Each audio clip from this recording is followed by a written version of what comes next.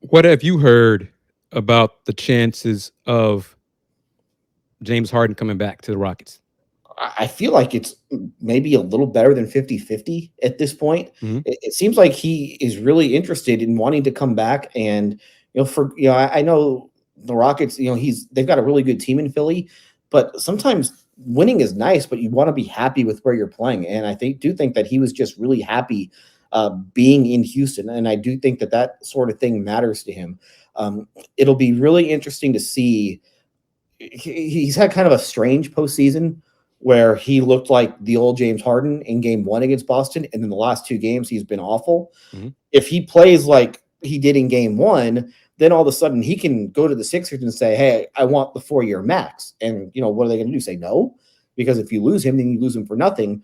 But if he plays poorly and then that 4-year max isn't out there, what do the Rockets do? And so I think the hard decision that they have to make is, okay, we want to bring you back, but at the same time, we don't want to give you the 4 years. We'll give you a 2-year max. We'll go from there, but we don't want to do four. And part of that has to do with the timeline that the rest of the roster is on, where um, their young players aren't due for extensions for a little while. Hmm. Jalen Green and Shingun are those first two guys due for extensions. So if you give Harden the 2-year max, then that comes off your books right as those extensions start kicking in. And it helps you out in terms of just luxury tax and just how expensive the roster actually is. Let's say they give Harden the full 4-year max, then all of a sudden the last year of his contract is bleeding into rookie level maxes for Green or rookie level maxes for Jabari Smith. And then things really start to get expensive and you lose a whole lot of flexibility with it. So if Harden comes to them and says, hey, just give me 2 years, then that's an easy decision for me. But if he comes to you and says, hey, I want 4, then I think it becomes a tougher decision. Yeah, I mean, I think James is going to come here. I mean, I think the chances are I'm going with Eco. 7 out of 10 hasn't changed. Mm-hmm. I don't believe he's an upgrade. Obviously, he's an Yeah. upgrade what Oh, they have right now. he'd be the best player on the team right now. But beyond 2 years, it doesn't make sense to me. So 2 years, it makes sense from a Rockets perspective for the young guys and all that. I'm not sure if that's what Tillman would do. I'm not sure if that's what James would agree to do. But 4 years, I no, no, especially for huge money, because I think old James is what the Rockets would get more of the further you get into his contract than the James of old. So that's going to be a point of, an issue they'll have to resolve. But yeah, I do believe James is going to be a Rocket again, unless Philly wins the championship, and then all bets are off, kind of Well, thing. I don't even know if they win the championship. I don't know if it matters. I mean, you saw it with Kawhi Leonard. I mean, they won a Well, championship yeah, I mean, and it then would. he got out. So I think it'll more depend on if Philly offers him the 4 years. I think he'd probably take it. However, and the hard thing too is that um, because of the over 38 rule, they can't offer him the fifth. Right. So the money is essentially they can offer a little bit more. They can offer more just in terms of raises from the first year, but the money is essentially going to be the same if both teams are willing to offer the 4 years.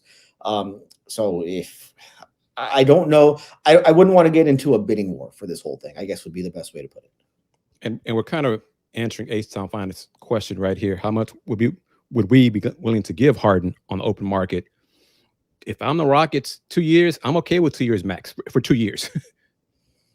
Beyond that, no, I'm no, just not going to do And, it. and I don't care about playoff woes if I'm them because I'm just trying to get to the playoffs at this Right? point. Yeah, I mean, get the I can't be worried about what he does in the playoffs because I've won 42 games the last 2 years.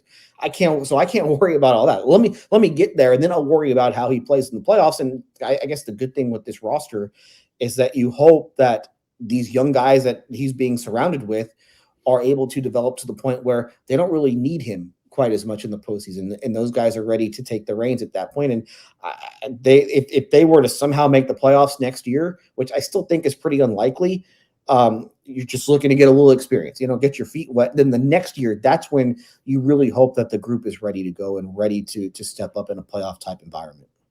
And here's a question for you. I think this is yes, but can the Rockets give James a upfront heavy contract. You can't. So if they were to offer him the max for next year, the contract can like decrease. Mhm.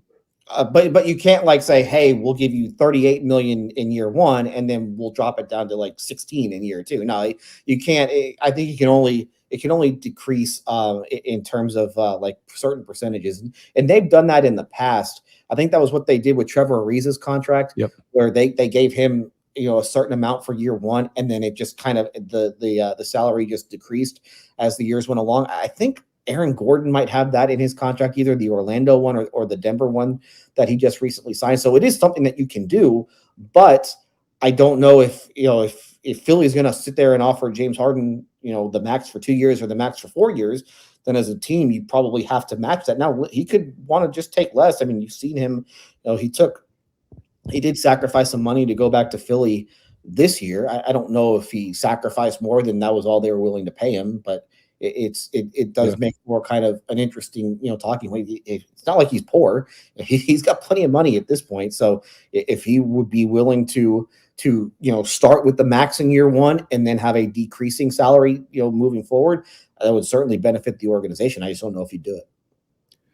What's the vibe you're getting at 610 from Rocket fans? Do they want, how many percentage wise, how many want James and how many don't want James? It's interesting.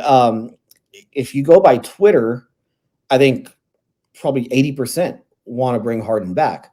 But I remember I brought this up on a show, maybe in December, and it was probably like 80% against. So it all kind of depends on your audience. And the Twitter audience seems to want Harden back. The non-Twitter audience doesn't want Harden back. So for me, if I'm them, I want him back because he's an upgrade over what they have, and they're trying to be good next year. But I certainly understand the people who don't want him back just based on the age and the fact that, does he actually make your young guys better? I think that he does, but, you can certainly argue the other side of it.